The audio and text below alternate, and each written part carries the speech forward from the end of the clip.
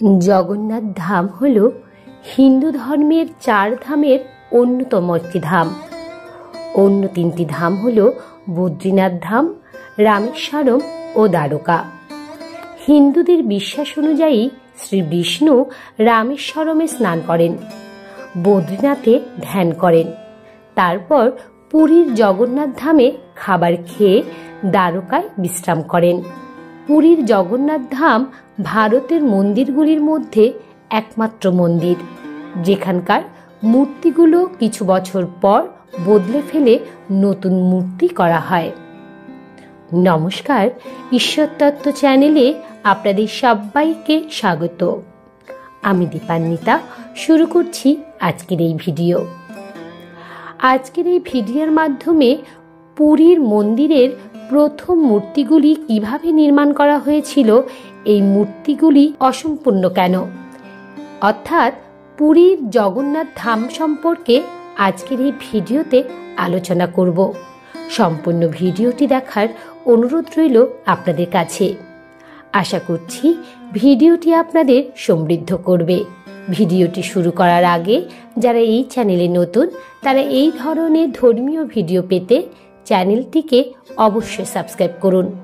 তাহলে চলুন জেনে নেওয়া যাক পুরীর জগন্নাথ মন্দিরের রহস্য কী। আমরা পুরীতে যে জগন্নাথ মন্দিরটি দেখছি তা কিন্তু আজকের নয়, বহু পুরনো। এই মন্দিরকে ঘিরে রয়েছে অনেক রহস্য। ত্রেতা যুগে শ্রীরামচন্দ্র গাছের আড়াল থেকে তীর ছুঁড়ে বালিকে হত্যা করেন। বালি তখন ব্যথিত চিত্তে এই ছলনার পিছনে কি কারণ তা জানতে চান। তখন শ্রীরামচন্দ্র তাকে বলেন, দ্বাপর যুগে যখন তিনি মানব অবতার রূপে পৃথিবীতে জন্ম নেবেন তখন বালির ছোড়া বাণ তার মৃত্যুর কারণ হবে। দ্বাপর যুগে তিনি শ্রীকৃষ্ণ রূপে পৃথিবীতে অবতার গ্রহণ করেন। কুরুক্ষেত্রের যুদ্ধে পাণ্ডবরা জয়ী হলেও এই রক্তক্ষয়ী সংগ্রাম কাউকেই সন্তুষ্ট করতে পারেনি।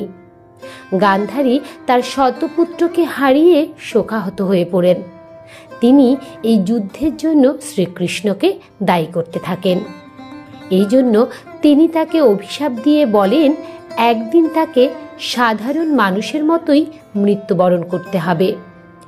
এর 36 বছর পর জরা নামক এক ব্যাধের বাণে তিনি ত্রেতা যুগে বালি ছিলেন, শ্রীকৃষ্ণের মৃত্যু হয়। অর্জুন ভগবান শ্রীকৃষ্ণের দাহ সংস্কারের কাজ সম্পন্ন করেন। তার সমস্ত দেহ পুড়ে ছাই হয়ে গেলেও তার হৃদয়টি অক্ষয় থেকে যায়। অর্জুন তখন ভগবানের হৃদয়টিকে একটি গাছের গুড়ির উপরে রেখে জলে ভাসিয়ে দেন।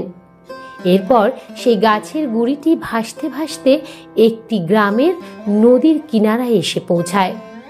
সেখানে একদল আদিবাসী সেটি দেখতে পায়। সেই আদিবাসী দলের নেতা ওই কাঠের গুড়ির মধ্যে থাকা ভগবানের হৃদয়ের মধ্যে এক অদ্ভুত শক্তির চমক লক্ষ্য করেন এবং তার মধ্যে থাকা অলৌকিক শক্তির অস্তিত্ব উপলব্ধি করেন। এরপর তিনি সেই হৃদয়কে গুহায় গিয়ে নীল মাধব রূপে পূজা করতে থাকেন। এই ঘটনা কথা আদিবাসী সম্প্রদায় ছাড়া আর কেউ জানত না। সেই সময় মালবারের রাজা ইন্দ্রদম্ন ছিলেন ভগবান বিষ্ণুর অনেক বড় ভক্ত। একদিন জগন্নাথ দেব তাকে স্বপ্নে দেখা দিয়ে নীলাঞ্জল পর্বতের গুহা থেকে জগন্নাথ দেবের মূর্তিকে নিয়ে আসার জন্য আদেশ করেন। রাজা তখন তার রাজ্যের বেশ কিছু পুরোহিতকে বিষয়টি জানার জন্য সেখানে পাঠান। রাজার বলিষ্ঠ ব্রাহ্মণ বিদ্যাপতি জানান যে সেখানে শবর জাতির আদিবাসীরা নীলমাধবের পূজার্চনা করেন এবং নীলাঞ্জন পর্বতের গুহায় নীলমাধবের মূর্তি লুকিয়ে রাখা আছে। আর সেই মূর্তির পূজা করতেন শবর জাতির দলপতি, পুরোহিত ও নীলমাধবের পরম ভক্ত বিশ্ব বসু। এদিকে নীলমাধবের সন্ধানে আসার সমস্ত পুরোহিত তাকে খুঁজে না পেয়ে নিজ রাজ্যে ফিরে যায়, কিন্তু বিদ্যাপতি পথ হারিয়ে ফেলে। সেখানে তার সাক্ষাৎ হয় বিশ্ব বসুর কন্যা ললিতার সাথে। ধীরে ধীরে তাদের মধ্যে ভালোবাসার সম্পর্ক তৈরি হয়। বিশ্ব বসুর কন্যার সঙ্গে বিদ্যাপতি বিবাহ করেন। এর কিছুদিন পর বিদ্যাপতি তার স্ত্রীকে বলেন, আমি একবার নীলমাধবের দর্শন পেতে চাই। তুমি তোমার পিতাকে একবার নীলমাধবের সম্মুখে নিয়ে যাওয়ার অনুরোধ করো। তোমার পিতা নিশ্চয় তোমার অনুরোধ রাখবেন। এরপর ললিতা তার পিতাকে নীলমাধব দর্শনের অনুরোধ করল। বিশ্ব বসু রাজি হন এবং শর্ত দেয় বিদ্যাপতিকে চোখে কাপড় বেঁধে সেখানে যেতে হবে। এই প্রস্তাব শুনে বিদ্যাপতি রাজি হয়ে যায়, কিন্তু চালাকি করে সঙ্গে করে বেশ কিছু সর্ষের দানা নিয়ে নেয়। সেই গুহায় যাওয়ার সময় রাস্তাটি চিহ্নিত করে রাখার জন্য সর্ষের দানাগুলো রাস্তার উপরে ফেলতে ফেলতে যায়। গুহায় গিয়ে বিদ্যাপতি নীলমাধবের দিব্য মূর্তি দেখে মন্ত্রমুগ্ধ হয়ে যায়। সেখান থেকে ফিরে বিদ্যাপতি রাজাকে সব ঘটনার কথা জানায়, কিন্তু কিছুদিন পর সেই সর্ষের দানাগুলি থেকে গাছ জন্মায়। সেই পথ অনুসরণ করে বিদ্যাপতি রাজাকে নিয়ে সেই গুপ্ত গুহায় পৌঁছায় এবং নীলমাধবের মূর্তিটিকে নিয়ে আসেন। এদিকে নীলমাধবের দর্শন না পেয়ে বিশ্ব বসু দুঃখী হয়ে পড়েন। নিজ ভক্তের এই দুঃখ সহ্য করতে না পেরে ভগবান আবার সেই গুহায় ফিরে আসেন। এর সাথে তিনি রাজা ইন্দ্রদ্যম্নকে আবার স্বপ্নে আদেশ দিয়ে বলেন, তুমি আমার জন্য একটি মন্দির নির্মাণ করো, আমি সেখানে বিরাজমান হব। রাজা একটি মন্দির নির্মাণ করেন এবং ভগবানকে সেখানে অধিষ্ঠিত হওয়ার জন্য অনুরোধ করেন।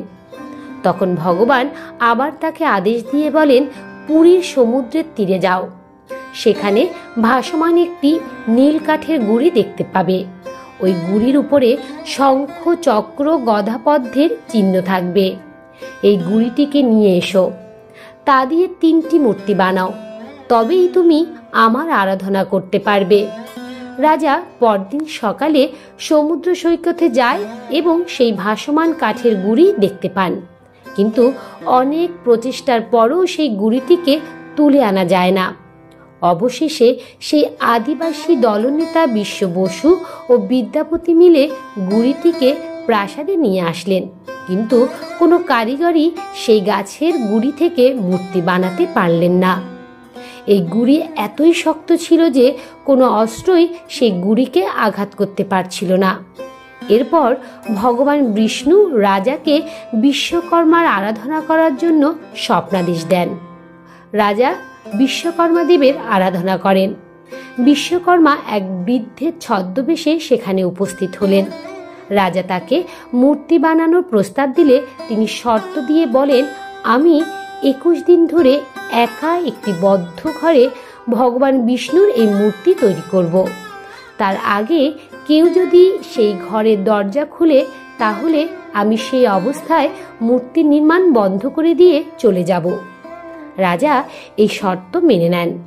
এরপর তিনি একটি ঘরে ঢুকে দরজা বন্ধ করে দেন এবং মূর্তি নির্মাণ করতে শুরু করেন। সেই ঘরের ভিতর থেকে কেবলই যন্ত্রপাতির আওয়াজ শোনা যেত। এদিকে মূর্তি নির্মাণ নিয়ে রাজা ইন্দ্রদ্যম্নর স্ত্রী গুণ্ডিচা দেবীর আগ্রহ বাড়তেই থাকে। মন্দিরের দরজার বাইরে থেকে কান পেতে তিনি শোনার চেষ্টা করেন ভেতর থেকে কোনো শব্দ আসছে কিনা, কিন্তু 15 দিন পর থেকে তিনি আর কোনো শব্দ শুনতে পান না। ফলে তার মনে হয় বৃদ্ধ কারিগর হয়তো ক্ষুধা তৃষ্ণায় মারা গিয়েছেন। এই খবর পৌঁছে দেন রাজার কাছে। রানী মন্দিরের দরজা খোলার জেদ করেন। নিরুপায় হয়ে মন্দিরের দরজা খোলেন রাজা। দরজা খোলার সঙ্গে সঙ্গে সেখান থেকে অদৃশ্য হয়ে যান বৃদ্ধ কারিগর রূপী বিশ্বকর্মা। তখন সেখানে 3টি অসম্পূর্ণ মূর্তি দেখতে পান তারা। জগন্নাথ ও বলভদ্রের হাত তখন অর্ধেক তৈরি হয়েছিল, সুভদ্রার হাত ও পা দুটোই তৈরি হয়নি। তখন রাজা ও রানী দুঃখে ভেঙে পড়েন। রাজাকে স্বপ্ন দিয়ে জগন্নাথ বলেন, এই রূপেই তিনি পূজিত হতে চান। একে স্বয়ং জগন্নাথ দেবের ইচ্ছা মনে করে এই অসম্পূর্ণ মূর্তি মন্দিরে প্রতিষ্ঠা করা হয়। মনে করা হয় সেই থেকে জগন্নাথ মূর্তি এভাবেই পূজিত হয়ে আসছে। জয় জগন্নাথ। তাহলে এ পর্যন্তই। ভিডিওটি যদি আপনাদের ভালো লেগে থাকে তবে অবশ্যই একটি লাইক করবেন এবং কমেন্টে রাধা মাধবের জয়গান করতে ভুলবেন না যেন। এ ধরনের ধর্মীয় ভিডিও পেতে এবং নিয়মিত গীতা পাঠ শুনতে চ্যানেলটিকে অবশ্যই সাবস্ক্রাইব করবেন। দেখা হচ্ছে অন্য আরেকটি ভিডিওতে। ততক্ষণ পর্যন্ত আপনারা ভালো থাকবেন, সুস্থ থাকবেন। হরে কৃষ্ণ কৃষ্ণ কৃষ্ণ হরে হরে, হরে রাম রাম রাম হরে হরে। নমস্কার।